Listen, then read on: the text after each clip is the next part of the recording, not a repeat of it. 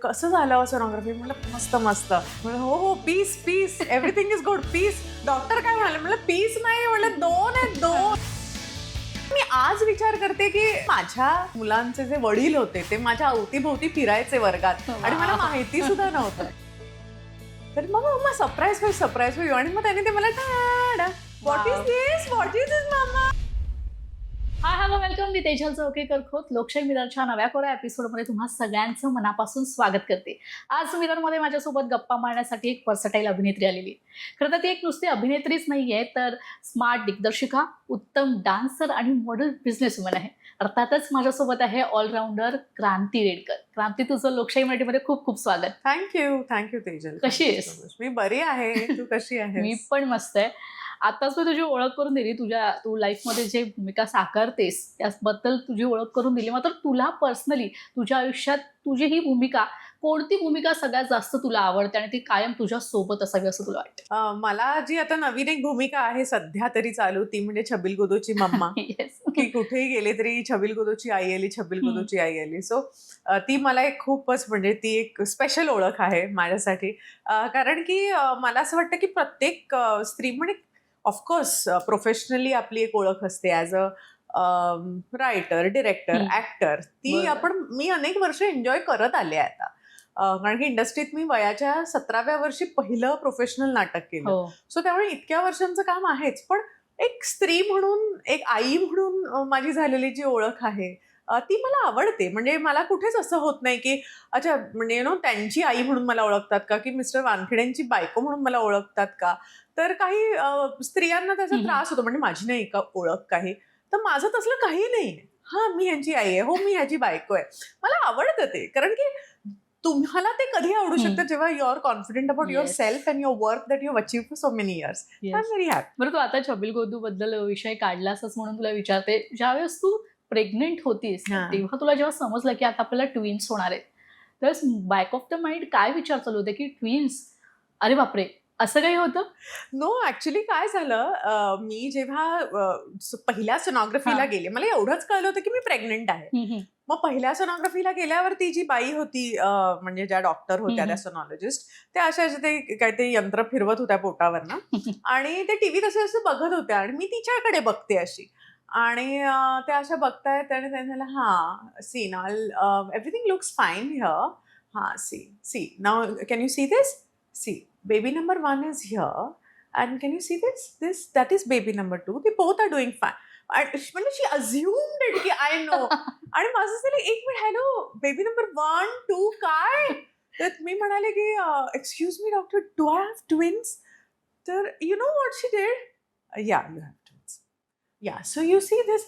म्हणजे she didn't even, म्हणजे काही तिने पार्टिसिपेट पण नाही केलं की हो you didn't know that you have twins, congratulation. आपण नाही का बघतो पिक्चर मध्ये, त्यांचं असं असतं की चला आता पुढच्या पेशंटला बघूया वगैरे. तर she was very cool about it. पण माझ्या म्हणजे जवळपास पायाखालची जमीन अशी हललेली की काय ट्विन्स.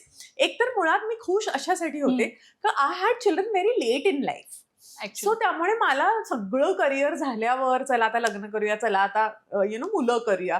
सो त्याच्यानंतर जेव्हा मला असं झालं की चला आता एका फटक्यात झालं काम, म्हणजे आता परत एकदा गरोदर राहायला नको किंवा प्रेग्नंट राहायला नको. So I was very happy. आणि समीर सरांची काय रिएक्शन होती? मी समीरला व्हिडिओ कॉल, मला थांबताच झालं नाही कारण ते नव्हते माझ्यावरती, ऑफिसला होते. सो मला ना असं थांबवलंच नाही की मी येईन. तर खूप विचार केला, नाही त्याला येऊ दे, मग मी काहीतरी ठेवेन नाही का स्वेटर बिटर काय ते तसं करेन. पण काही नाही, I just couldn't stop my self. मग मी व्हिडिओ कॉल केला आणि व्हिडिओ कॉल करून त्यांना सांगितलं कसं झालं सोनोग्राफी. म्हटलं मस्त मस्त. तर काय म्हणाले डॉक्टर. मग मी त्याला असं केलं, असं हो हो peace everything is good peace. Doctor काय म्हणाले. म्हणलं पीस नाही, म्हणलं 2 आहेत 2. आणि मी सो हॅपी. तो नाही खरं सांग, नाही प्लीज खरं सांग. म्हटलं नाही रे खरंच, म्हटलं 2. So happy. त्या दिवशी ते ऑफिसातून लवकर आले आणि सेलिब्रेशन. फॅब्युलस, म्हणजे किती मस्त ना. बरं क्रांती, तुझी प्रोसेस आम्ही सिनेमाच्या माध्यमातून किंवा आता सोशल मीडियाच्या माध्यमातून पाहतच असतो, पण मला तुला पाठी घेऊन जायचं, काही काही बॅक ऑफ द डेज तुझे जे काही फॅमिली बॅकग्राऊंड तुझं आधीचं कसं होतं, आधीची क्रांती कशी होती, हे जाणून घ्यायला खूप आवडेल. एकतर मी लहानाची मोठी झाले बँड्रा ईस्टला, गव्हर्नमेंट कॉलनीमध्ये, आणि माझी आई ऍडमिनिस्ट्रेटिव्ह ऑफिसर होती JJ हॉस्पिटलला. सो त्याच्यामुळे माझं तिकडे लहानपण झालं, आणि त्याच्यानंतर मी ऑफकोर्स रुईयाला गेले, आणि रुईया मधल्या नाट्यवलेमध्ये इंडियन नॅशनल थिएटरच्या कॉम्पिटिशन्स, आयएनटी, मृगजळ, तुमचं काय उन्मेष, सवाई, हे सगळं करत करतच आम्ही प्रोफेशनल नाटकांमध्ये पदार्पण घेतलं. सो तेव्हा माझं आयुष्य असं, म्हणजे जितकं तुम्ही एन्जॉय करू शकता ना, तितकं मी माझं आयुष्य एन्जॉय केलंय. म्हणजे असं नाही म्हणत की मी आता एन्जॉय नाही करत आहे, ऑफकोर्स, पण आता जबाबदाऱ्या खूप आहेत.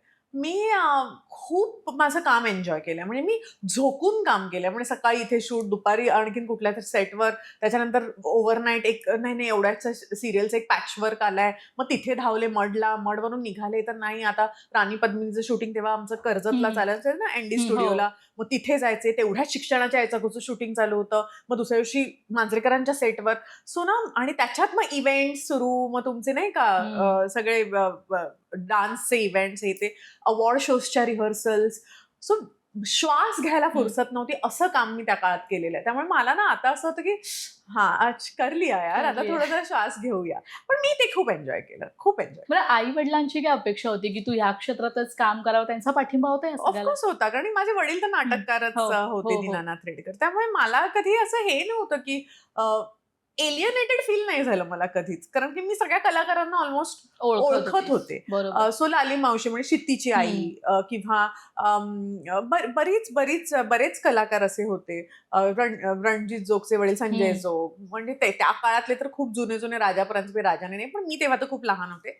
पण आय रिमेंबर पप्पांच्या नाटकातले कलाकार राईट फ्रॉम प्रिया तेंडुलकर जेव्हा धर्मपत्नी केलं होतं. सो त्यामुळे मला असं कुठल्या सेटवर कधी गेले तर मला ते सांगायला कसं तरी वाटायचं की मी दीनानाथ रेडकरांची मुलगी आहे किंवा काय.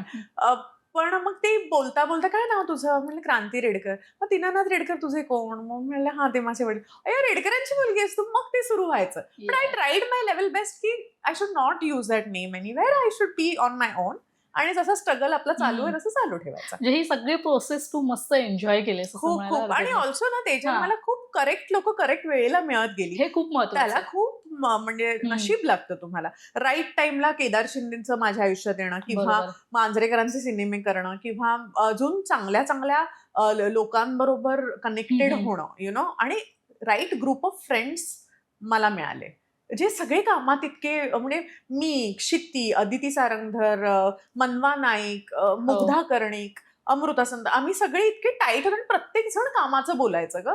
सो चल आता काय, पण आणि मजा पण तेवढीच केली. So we had lot of fun. म्हणजे तुला जसे तुझ्या आयुष्यात जेवढे छान सहकलाकार मिळाले, तसंच तुला छान असे जोडीदार देखील मिळाले, असं म्हणायला हरकत नाही. समीर सरांबद्दल विचारायला आवडेल. म्हणजे खूपच अपोजिट, एकदम कडक शिस्तीचे, म्हणजे रुईया कॉलेजमध्ये तुमच्या दोघांची भेट झाली आहे.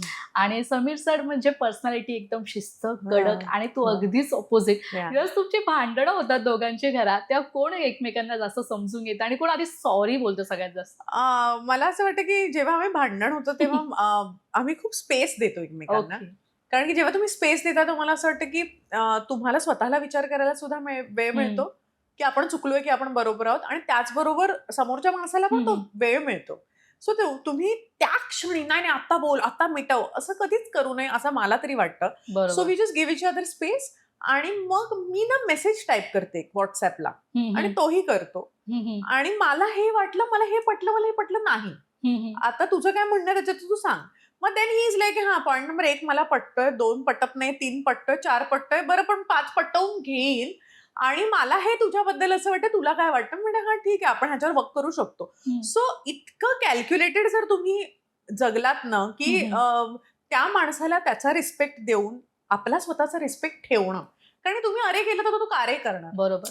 सो तुम्ही तुमचा रिस्पेक्ट कशाला घालवताय? So just be is out the relationship, असं मला वाटतं. पण जेव्हा तू पहिल्यांदा समीर सरांना पाहिलं होतंस, तर काय फर्स्ट इम्प्रेशन होती? आणि कारण आता समीर सरांबद्दलचा तुझा जो प्रवास आहे त्यांच्या सोबतचा, त्यामध्ये काय बदल जाणवतोय समीर सर पहिले आणि आता? हो, he is come around a lot असं मला वाटतं. कारण की पहिल्यांदा मी जेव्हा समीरला बघितलेलं तेव्हा ऑरेंज टी शर्ट आणि ब्लू जीन्स मधला, आठवते? हो, पहिलाच वर्गात असं चालत आलेलं. आणि I still remember that day when I had seen him the first time.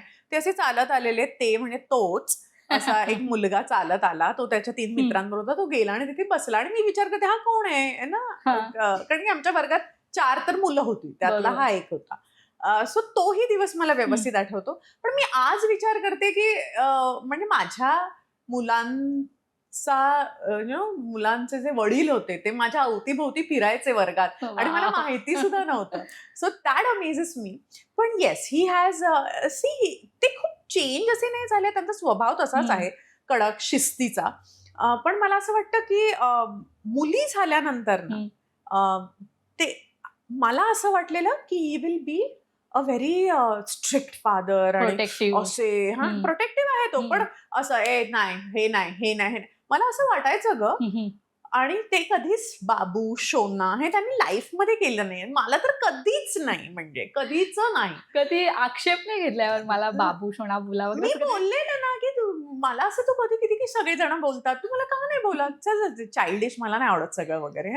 आणि ह्या दोघी झाल्या ना, ह्यांना जाम शोना बाबू ना मेरी जान, म्हटलं मेरी जान, म्हटलं मला तर तू कधीच नाही बोलत, मग तुला काय बोलायचं म्हणे, तुला काय बोलायचं, त्या लहान आहे त्यांना मला बोलायचं. बरं मला त्याची एक स्पेशालिटी काय माहितीये तुला, तो कधी जान बिन मला म्हणतो जेव्हा चिडला असतो ना तेव्हा, बाळा जान हे सगळं तेव्हा ते येतं चिडलेले असतात का तेव्हा मला.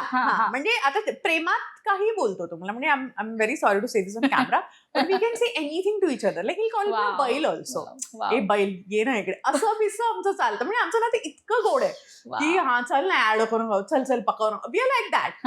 पण जेव्हा चिडतो ना तो, तेव्हा त्याने झालं हे इथे लागतं रे बाळा असं.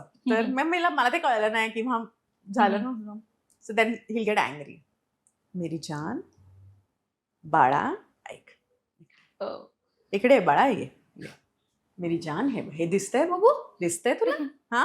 सो दॅट इज इज जानू बाबू शोना, ते रागात निघतं. मग रागावलेलं असेल आपलं कळतं. जान बाबू शोना म्हणजे प्रेम नाहीच आहे, ते प्रेम म्हणजे बैल असं वगैरे. ही साईन आहे. And it's not toxic at all. म्हणजे नाहीतरी आता बरोबर लोक कॉमेंट करणं, असं का बोलतो आपल्या बाईला आणि ही मग अशी का सहन करून घेते, असलं काही नाही, वी आर बेस्ट फ्रेंड्स. मीही त्याला बरंच काय काय बोलत असते.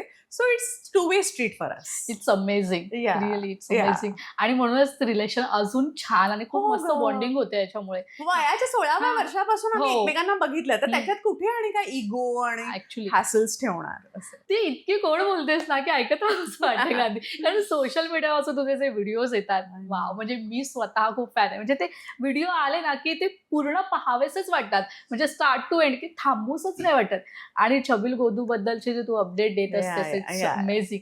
ते प्रोसेस कसे होतात, कसे सुरू केलेस आणि किती छान रिस्पॉन्स मिळतोय तुला? पॅरेंट्सचे काही कमेंट्स वगैरे येतात डेफिनेटली येतात. आणि मला असं वाटतं की ती पेरेंट्स रिलेट करतात, म्हणून त्याला तेवढे ते व्ह्यूज येतात, की त्यांना माहिती असतं माझंही मूल हे करतंय. आणि मला असं वाटतं की त्याची सुरुवात मी लॉकडाऊन पासून केली, जेव्हा मी असेच, आधी रील्स नव्हते तेव्हा IGTV होतं. So you had to make like 10 minutes video, 5 minutes video. तर मी आपली घरात बसून शूट करायचे, एडिट करायचे, पोस्ट करायचे आणि त्याला खूप छान रिस्पॉन्स यायचा. पण नंतर मग हे 1 मिनिटाचं सुरू झालं ना, आधी 15 सेकंद, मग 30 सेकंद, मग 1 मिनिट असं. सो देन हे मला जास्त आवडायला लागलं की छोटा कॉन्टेंट पटकन टाका आणि मोकळे व्हा.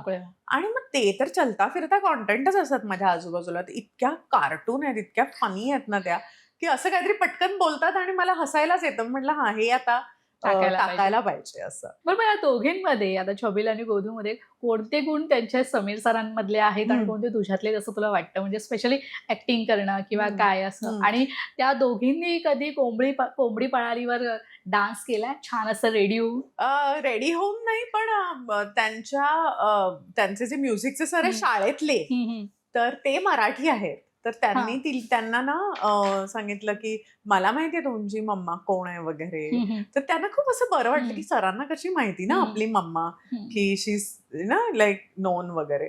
मग ते म्हणाले तुझ्या मम्माचं हे शिकवू का मी तुला? आणि त्यांनी ना त्या दोघींना ते ना आणि त्यांनी सांगितलं की हे ना तुझ्या मम्माला जाऊन तू ऐकव असं. आणि मग त्या ना घरी आल्या, आमच्याकडे कीबोर्ड आहे त्यांचा. तर मग मम्मा सरप्राईज होईल. आणि मग त्यांनी ते मला what is this, what is this मामा. म्हटलं ग बाई ग, कोणी शिकवलं होतं. म्हणून सरांनी आम्हाला शिकवलं. मग त्यांना आकाशी चंद्र चांदण्या पण थोडंसं शिकवलं वगैरे, असं सगळं चालू असतं. सो या that process is very cute. छान वाटतं ना घरात असं मस्त. तर त्यांनी तुझा कोणता सिनेमा पाहिलाय त्यांना हा, खूप तू आवडतो? विचारत होती कुठल्या क्वालिटीज हा, माझ्या हा. समीर सारख्या.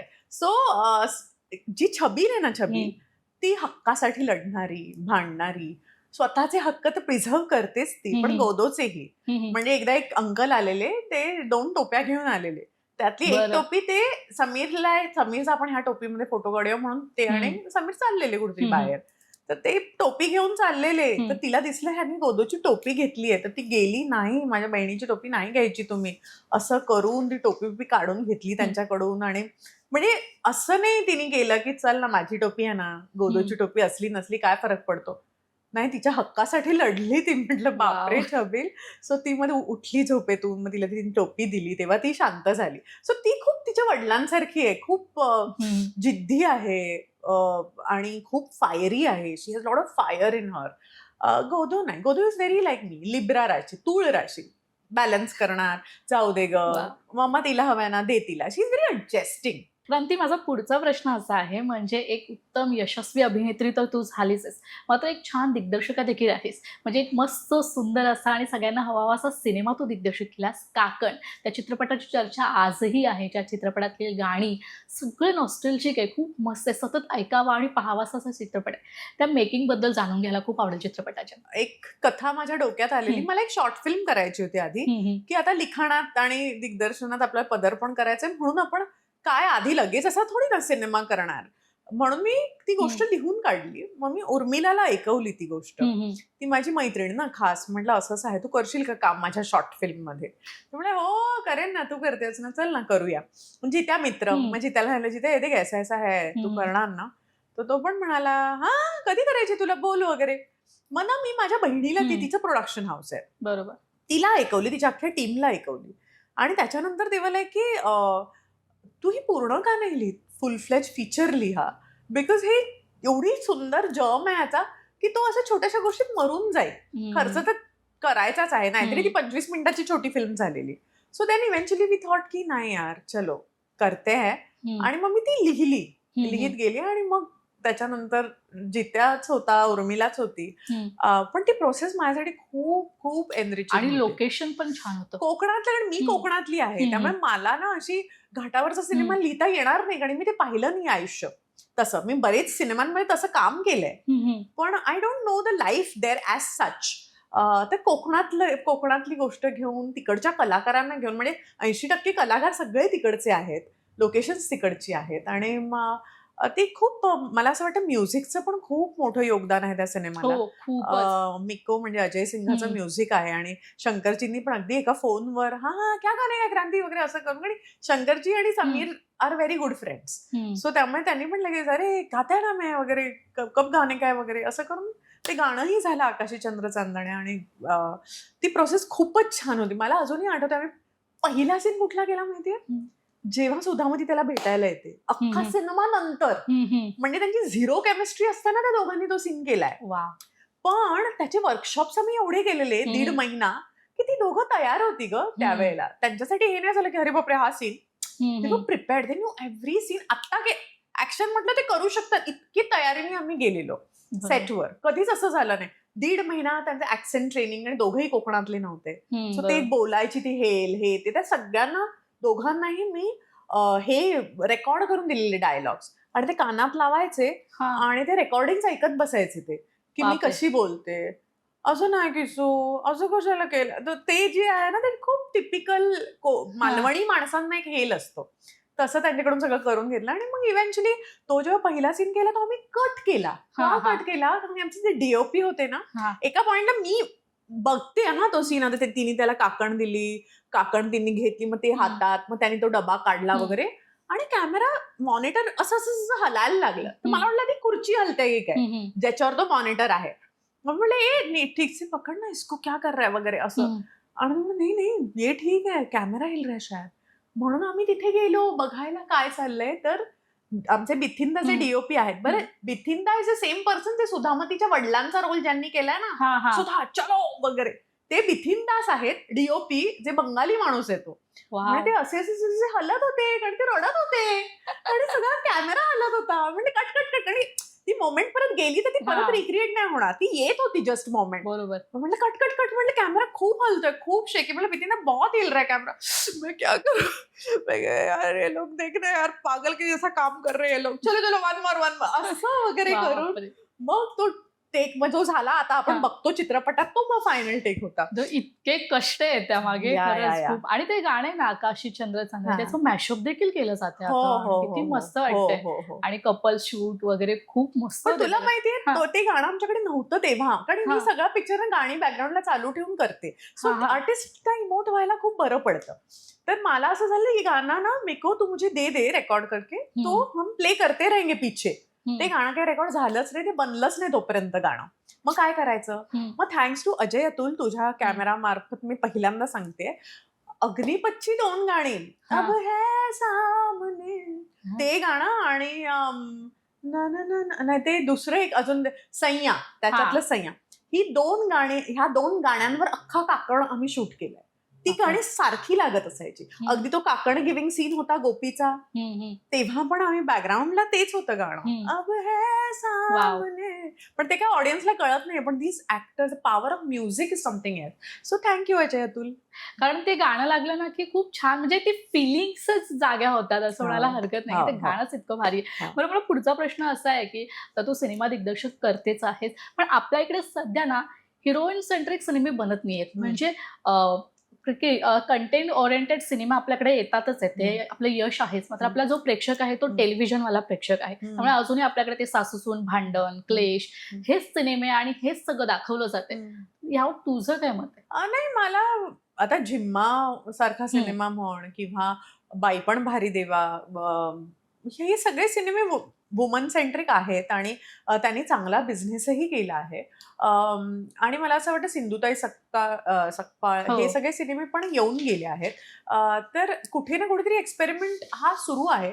सो मला नाही वाटत ते वुमन सेंट्रिक आहे म्हणून नाही की काय सेंट्रिक म्हणून नाही, असं काही नाहीये.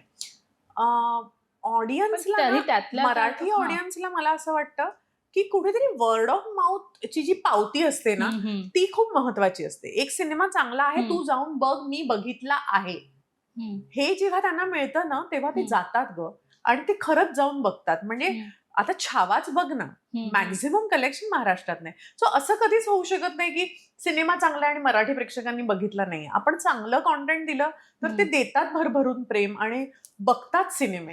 असं मला असं वाटतं की कुठेतरी we have to pull up our socks आणि मिडिऑकर न काही करता काहीतरी आउट ऑफ द बॉक्स आपणच दिलं पाहिजे ॲज फिल्म मेकर्स, असं मला वाटतं. कारण की जर 1.5-2 कोटीमध्येच मल्याळम सिनेमे आउट ऑफ द बॉक्स विषय घेऊन येतात.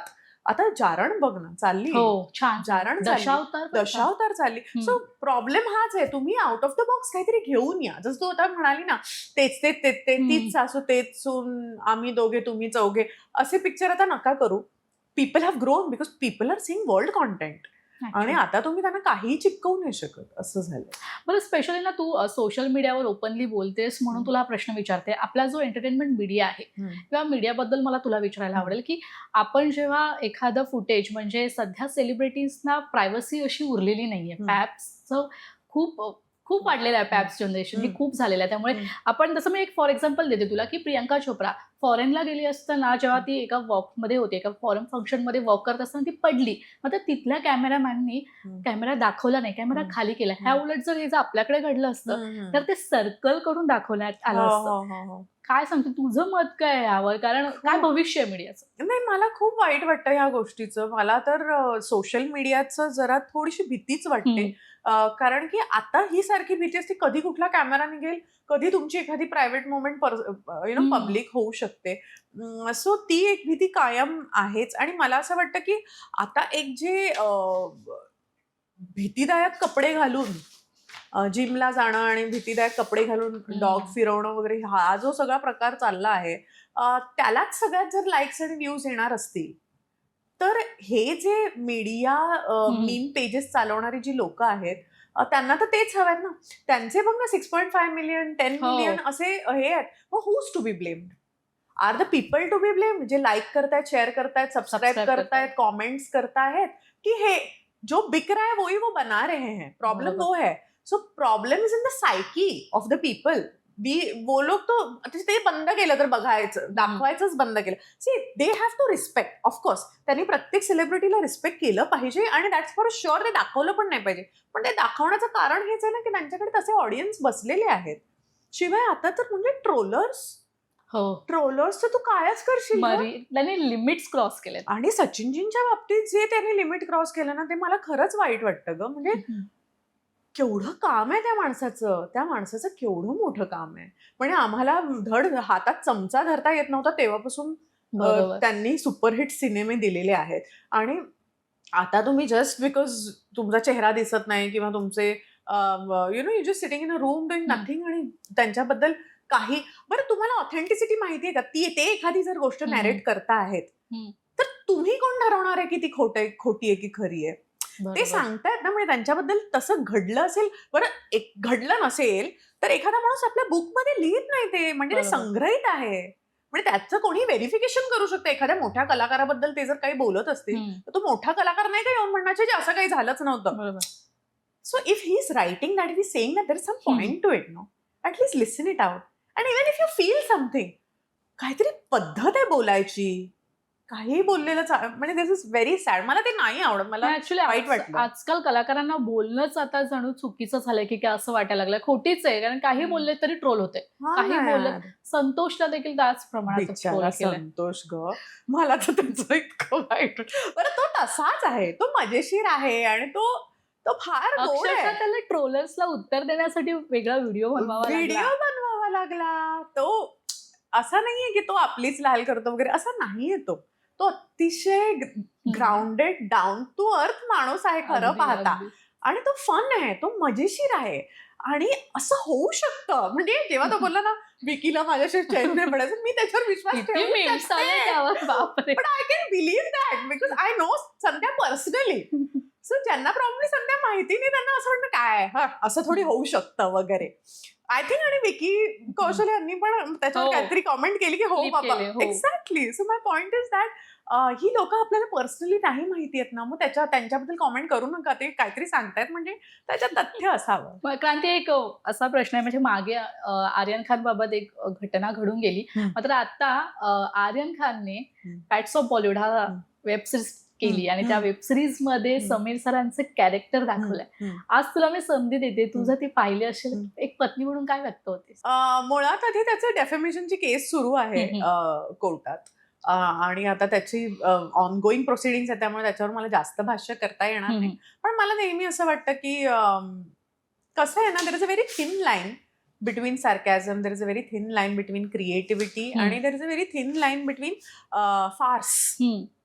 तुम्हाला मजा घ्यायची आहे कुठल्या गोष्टीची तर तुम्ही कुठली तरी लाईन न ओलांडता. म्हणजे it is not about only Sameer, it is about the country, it is about the agency, it is about जी लोक आहेत, जी फोरफ्रंटवर एक लढा त्यांनी पुकारलेला आहे. तो अँटी ड्रग्ज असू दे, ते पोलीस असू दे, ती तुमची आर्मी असू दे, एनी युनिफॉर्म्ड ऑफिसर असू दे. मग प्रत्येक वेळेस आपण त्यांना वेंडवूनच दाखवणार का? आणि प्रत्येक वेळेस आपण त्यांना टेकन फॉर ग्रांटेड घ्यायचं का? सो समीरनी जी डेफेमेशनची केस केली आहे ती वैयक्तिक नसून ती खूप लार्जर पर्स्पेक्टिव्ह मध्ये आहे. He is not fighting only for his self respect, he is fighting for his family who was trolled, he is also fighting for his service, his uniform, his agency, his country. So I am always with him. खरं काय, police पण आपल्या वर्दीमध्ये असेल तर ती duty पार पाडतात. Exactly. म्हणजे आय हॅव नो इश्यूज. म्हणजे I am also creative person आणि आय रिस्पेक्ट देम. त्यांनी चांगली सुपर वेब सिरीज बनवली असेल आणि माझ्या शुभेच्छा आहेत त्यांना. पण कुठेतरी ती लाईन क्रॉस नसती झाली तर अजून मजा आली असती. कारण ती एक सक्सेसफुल अभिनेत्री आहेस, दिग्दर्शका देखील आहेस, मात्र व्यवसाय क्षेत्राकडे जेव्हा तू वळालीस तेव्हा तुला म्हणजे व्यवसायाचं काही अबकडं न माहिती असता देखील तू त्या क्षेत्रात उतरलीस आणि ते पण अलबेल छान सगळं चालू असताना. मात्र आता जे नव्याने व्यावसायिक येत असतील, ज्या महिला असतील, त्यांना काय तू ऍडवाइस करशील? तू ह्या सगळ्यातून काय शिकलीस? मला असं वाटतं की असं प्रॉडक्ट बनवा जे युनिक असेल. मला जो प्रॉब्लेम झाला इनिशियली की तेच कपडे तशाच पद्धतीचे हे जे मोठे जायंट्स आहेत लाईक Amazon और फ्लिपकार्ट और ऑल दीज मिंत्रा, ह्यांच्याकडे अर्ध्या किमतीला मिळतात. सो जेव्हा तुम्ही बनवत असाल काही प्रोडक्ट तेव्हा सी टू इट की त्याची डिमांड खूप हाय असेल और ते इतकं युनिक असेल की ते दुसरीकडे कुठेच मिळत नाही. The day you crack this equation you will do good. कारण की त्यांची जी ऍड स्पेंडची ताकद आहे ती खूप जास्त आहे. आणि तुम्ही किती मेटा ऍड्स सोडल्या, तुम्ही किती त्या फेसबुक ऍड्स अमुक तमुक सोडल्या, तरी whatever you will make will go in ad spend only. So see to it की तुमचं जो युनिकनेस आहे तुमच्या प्रोडक्टचा, दॅट इज व्हेरी इम्पॉर्टंट. हा सल्ला महत्वाचा असेल नव्या व्यावसायिकांमध्ये येणाऱ्या लोकांसाठी. मात्र क्रांती, तू हिंदीत देखील काम केलंयस आणि हिंदी आणि मराठी हा दोन्ही फरक तर तुला माहितीच असेल. काय फरक तुला स्पेशली जाणवतो प्रोडक्शन, लोकेशन आणि माणसांबाबतल्या कम्युनिकेशन? मला असं वाटतं मी जेव्हा हिंदीत काम केलं आहे तेव्हाही खूप मजा केली आम्ही. म्हणजे असं कधीच नाही झालं की इकडे कमी ऊब आहे तिथे जास्त ऊब आहे, असं काही नाही. सगळीकडे माणसं सेमच होती. पण मला असं वाटतं की जेव्हा तुम्ही हिंदीत काम करता तेव्हा त्या काळी जरा जास्त ऑर्गनाइज्ड होतं सगळं. आता मी खूप हिंदीत काम नाही केलंय ऑनेस्टली ह्या lately. But whatever I see ना, लॉकशीट येणं किंवा तुमचा इतक्या वाजता सीन होणार, हा तुमचा ब्रेकफास्टचा टाइम आहे, तुमची गाडी इतक्या वाजता येणार, इथून इथे तुम्हाला इतक्या वाजता जायचंय. ऍटलीस्ट प्रकाशांच्या पिक्चरमध्ये मी काम केलं तेव्हा ती लॉकशीट आम्हाला मिळायची आणि ती तशीच्या तशी फॉलो व्हायची. आणि जितक्या वाजता माझं पॅकअप लिहिलंय तितक्या वाजता माझं पॅकअप व्हायचं. कधीच आम्ही असं बघितलं नाही की आज यार 11 बज गए, असं कधी नाही व्हायचं. सो मला असं वाटतं तिथे बजेटचा पण खूप फरक पडतो. कारण मराठीमध्ये ना ग आपण इतक्या टाईट बजेटवर असतो आणि आपल्याकडे सगळे कलाकार उत्तम आहेत, आपल्याकडे सगळ्या सुविधा आणि म्हणजे जी टॅलेंट म्हणतो ना कॉन्सेप्ट लेवल पण सगळं छानच आहे. पण कुठेतरी मला असं वाटतं की पैसे आपल्याकडे, पैशाच्या अभावी ना आपण सगळ्या क्रंचमधून काम करत असतो. मग व्हॅनिटीत शेअर कर, मग हेच कर तेच कर, हे सगळं होतं. Where we can save that money and then put that into production. म्हणजे मला इथे 4 कंदील लावावेसे वाटतात, मग मी कुठे कॉस्ट कमी करू शकते. म्हणजे 2 आर्टिस्टने 1 व्हॅन देऊया म्हणजे ते पैसे आपण इथे वापरू. सो तुम्हाला हे प्लॅनिंग जरा जास्त चांगलं करावं लागतं मराठीत, असं मला वाटतं. पण नेव्हरदलेस यार आपण पण ग्रो होतोय, चांगले सिनेमे बनतायत. आता दशावतार पण हिट झाली आहे. सो 2025 मध्ये आउटस्टँडिंग मराठी पिक्चर आणि नवे दिग्दर्शक. Exactly. So I am very looking forward की आपण पण छान सिनेमे बनवूया आणि तोचपणा टाळूया. बरं क्रांती, आपलं हे नेहमीचं धावपळीचं जीवन असतं, स्वतःला मेंटल स्पेस देण्यासाठी काय करतेस? आध्यात्मिक आहेस का? हो, म्हणजे माझ्याकडे 2 गोष्टी आहेत. मला असं वाटतं ना की जिमिंग आणि वर्कआउट. मी योगा तर नेहमीच करत होते. बरं बऱ्याच जणांना म्हणजे मी असे रील्स टाकते ते रिलेटेबल वाटावे म्हणून की मला हेच खावंसं वाटतंय किंवा मला जिमला नाही जावंसं वाटतंय, तर त्याला लोक रिलेट करतात. पण असं माझं पर्सनली असं नाहीये की मी ते फॉलो करते. म्हणजे माझी जिमची वेळ होते की मी जाते उठून, I see to it that I go वगैरे. हा समीर जरा जास्त पुश करतात मला, पण आय अंडरस्टँड द रियालिटी की you can buy everything in life, everything. You can buy clothes, you can buy good house, good shoes, everything. Health you can't buy. Actually. Health you can't buy and a good body you can't buy. त्याच्यासाठी तुम्हाला तिथे जाऊन तुमचं घाम गाळायचाच आहे, ती मेहनत करायचीच आहे. आणि the confidence of a good body is something else. अगदी. आपण 500 रुपये देऊन नाही सांगू ना जाते तेजल हे 500 की माझ्या वाटचं वर्कआउट कर म्हणजे मी जरा बारीक होईन. हे करूच शकत नाही, आपल्याला मेहनतच केली पाहिजे. त्यामुळे हे गणित मला खूप लवकर समजून गेलं. सो त्याच्यात मला जरा आनंद मिळतो आणि सॉलेस मिळतो. आणि येस डेफिनेटली नामस्मरण. मी रात्री मी झोपूच शकत नाही नामस्मरण केल्याशिवाय. हे खूप संत्यासारखं झालं, मी बघूच शकत नाही तसं मी झोपूच शकत नाही.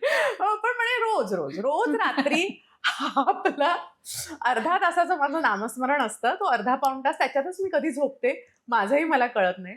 पण ते आपलं पाहिजे, दॅट इज माय टॉनिक. म्हणजे ते माझी जपमाळ चालू असते आणि त्याच्यातच मी आत रमून जाते.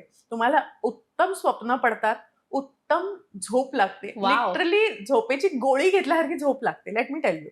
वाव, म्हणजे खूप छान सांगितलंस तू. म्हणजे त्यांना झोप येत नसेल त्यांनी हे नामस्मरण करून शांत गुंगीच आहे ना ती, हा हिप्नॉटिझमच आहे ना ते. इट्स लाइक आपला देह गुंगी. शांत करून घ्यायचा. Just forget, concentrate on your breathing and you yes. Are done. बरं क्रांती, आपण इंटरव्ह्यूच्या एकदम शेवटच्या टप्प्यावर आलोय. आमचा ना एक सेगमेंट आहे लोकशाही मिलनमध्ये. तुझे जे सिनेमे आहेत त्या सिनेमाचे काही आम्ही स्क्रीनशॉट काढलेत. अरे त्या वा. ते स्क्रीनशॉट टाकल्यानंतर तुझे जे मेमोरीज आहेत हं. त्या सीन बद्दलच्या, त्या शूट बद्दलच्या, त्या गाण्याबद्दलच्या, त्या आम्हाला थोडक्यात सांगशील. बापरे, पण मला काहीच आठवत नाही, त्याचं काय करायचं. Oh God. अरे इथे दाखव. बापरे, हा ओके.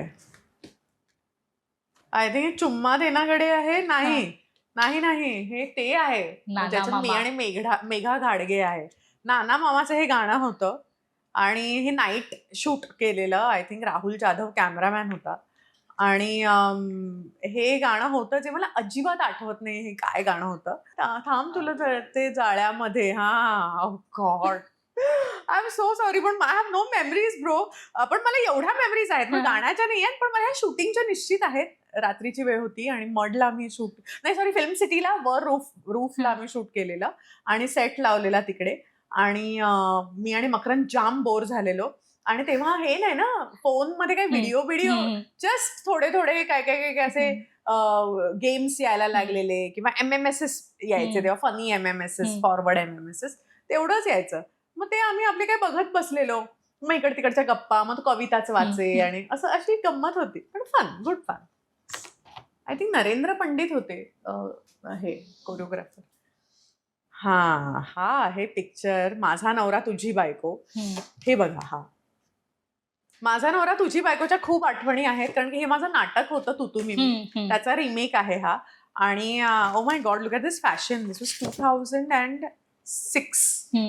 2006 मध्ये ही अशी फॅशन असायची कपड्याची. येस. बघताय ना तुम्ही. आता मला कोणी दिले ना 10 लाख रुपये देऊन पण याचे कपडे घाल, मी नाही घालणार. कसे चिपडॅक्स एकदम. बट बट ह्याच्यात खूप मजा होती, कारण की अंकुश, भरत, केदार 3 आवडती माणसं. त्याच्यात किशोरी होती जी जाम फनी होती आणि ती छान श्रीदेवीची मिमिक्री किती करायची. मस्त चित्रपट आहे, हो. कॉमेडीवर कॉमेडी. खूप कॉमेडी आहे आणि छान मस्त एन्जॉय केलेली आम्ही, कारण की नाटकांमध्ये काम करून फक्त विजय चव्हाणांनी त्याच्यात 14 रोल केलेले हो. आणि ह्या सिनेमामध्ये त्यांनी 14 रोल नव्हते केले. त्या वेगवेगळे ऍक्टर होते त्याला. त्यामुळे ती एक काहीतरी वेगळी बाजू होती ह्या सिनेमाची. पण मी नाटकात जास्त एन्जॉय करायचे, कारण त्यात मला विजू मामा 14 वेगवेगळ्या रोल्स मध्ये बघायला मिळायचे आणि ते एका नाटकात 33 वेळा कपडे बदलायचे. आणि आमचे ज्या दिवशी एका दिवशी 3 लागून प्रयोग असायचे, त्या दिवशी ते 99 वेळा कपडे बदलायचे. 99 टाइम्स. आणि म्हणजे जेव्हा 78, 79 वगैरे व्हायचं ना, आम्ही काउंटडाऊन करायचो. आता किती राहिले विजू मामा? 13 टाइम ना. हा, आता किती राहिले? 12 झाले विजू मामा. शेवटचे 2 एका दिवसात. टिळकला असंच असतं ना, पुण्यात वगैरे टिळक, बालगंधर्व सकाळ दुपार रात्र असे शोज असायचे आमचे. मग तेव्हा he used to change clothes 99 times. No entry. अरे बापरे बापरे बापरे. हा नो एंट्री सिनेमातला फोटो आहे.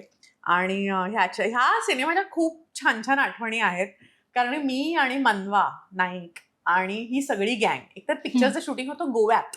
आणि गोव्यामध्ये आधी आमचा एक डिरेक्टर वेगळाच होता. मग त्या वेळेला त्याचं काय झालं कोणास ठाऊक. मग अंकुशला त्याने रिक्वेस्ट केली, आता तुम्ही डिरेक्ट कराल का? तर आदल्या दिवसापर्यंत आम्ही वेगळ्याच माणसाला हॅलो डिरेक्टर असं म्हणत होतो. दुसऱ्या दिवशी वेगळाच माणूस, अंकुश चौधरी आपला डिरेक्टर आहे. ओ अच्छा, हो का? ओ हॅलो हॅलो, हा डिरेक्टर. आणि मग त्यांनी डिरेक्ट केली ही फिल्म ऍक्च्युली. आणि खूप खूप एन्जॉय केला आम्ही, खूप मजा केली. मॅडनेस.